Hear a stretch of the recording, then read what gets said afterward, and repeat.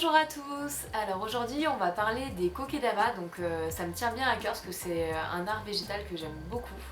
C'est un art végétal qui est japonais et qui est assez récent parce que ça vient des années 1990, donc un petit peu à peu près là au moment où je suis née, donc c'est pas si vieux que ça.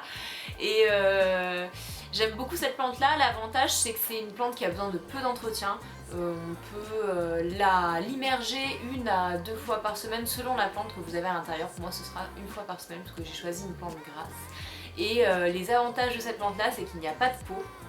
On peut la mettre en suspension avec du fil, de la laine, ce qu'on souhaite en fait, ou la poser sur une ardoise tout simplement. Et c'est vraiment super beau. Moi c'est ce que je trouve magnifique, c'est vraiment trop beau. Je vous en montre une parce que moi je l'ai posée sur une ardoise. Et voilà, c'est pas magnifique ça? Et là vous allez apprendre à faire ça de suite. On commence tout d'abord par peser l'aketo, qui est une argile. C'est une argile naturelle noire, qui est assez collante et elle permet en fait de créer la structure du kokedama. Il en faut à peu près 50 grammes pour un kokedama. Moi ce que je vous conseille c'est de la réhydrater avec de l'eau, ce que je n'ai pas fait ici, car ça va créer une texture bien plus pratique pour le mélange. J'ajoute ensuite 30 g d'akadama en grain moyen, donc là on est sur une terre naturelle volcanique qui est originaire du Japon, et ça va permettre de drainer et d'aérer les racines. Pour ce qui est de l'achat, donc des grains d'acadama, de la vermiculite et de la sphagne, vous pouvez les retrouver tout simplement en boutique de jardinage. On passe à ma partie favorite, donc c'est l'ajout de la vermiculite, on va rajouter 20 grammes. C'est un minéral naturel qui est très scintillant, vraiment ça brille comme un bijou, c'est ce que j'adore. Et ce qui est intéressant c'est que c'est très léger et ça va capter et retenir l'eau, donc ça la met à disposition de la plante. Et ce que j'adore aussi c'est que c'est le minéral qui va permettre aux racines de reprendre plus facilement. L'ajout de sphagne est facultatif, c'est une mousse naturelle déshydratée. En général, il vaut mieux la réhydrater, je ne l'ai pas fait ici. Et ce que j'aime bien, c'est que ça va permettre d'aérer notre mélange. C'est parti, on spray, on humidifie et on rajoute un peu d'eau. Et on peut commencer à mélanger le tout et essayer de former une boule, une sphère, comme vous voulez. Le tout, c'est qu'elle soit bien ferme.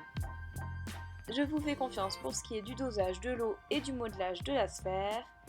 Et là, on va passer au moment douceur du tuto, puisqu'on va commencer à dégager les racines de la terre. Et donc, ce qui est plus pratique à faire, c'est de rajouter en sprayant un peu d'eau, humidifier la terre.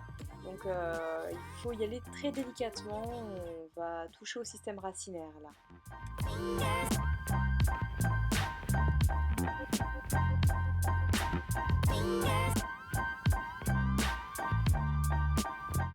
Maintenant, on peut placer notre plante au milieu de la sphère. Donc on ouvre délicatement, on referme en mettant notre plante au centre. Il faut faire en sorte aussi également qu'elle puisse bien tenir, vous allez le sentir avec la pression.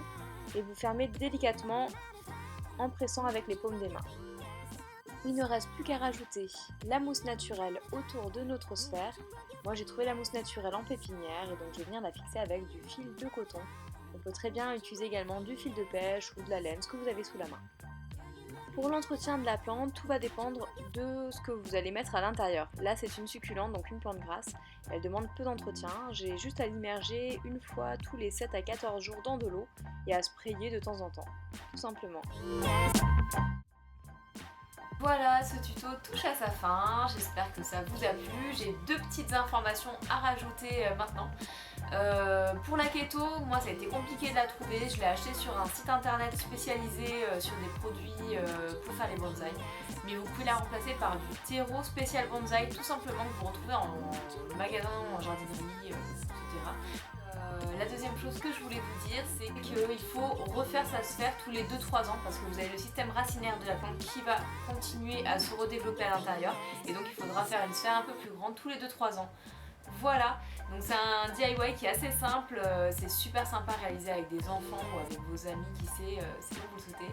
Et moi je vais vous laisser ici en vous souhaitant d'ailleurs une très belle année parce que c'est ma première vidéo de cette nouvelle année. et c'est loin d'être la dernière.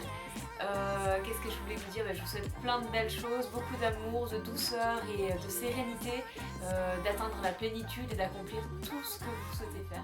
Suite à mon sondage sur Instagram, on se retrouve la semaine prochaine pour un DIY de lessive pour linge blanc. Voilà, je vous souhaite une très belle journée et à très bientôt.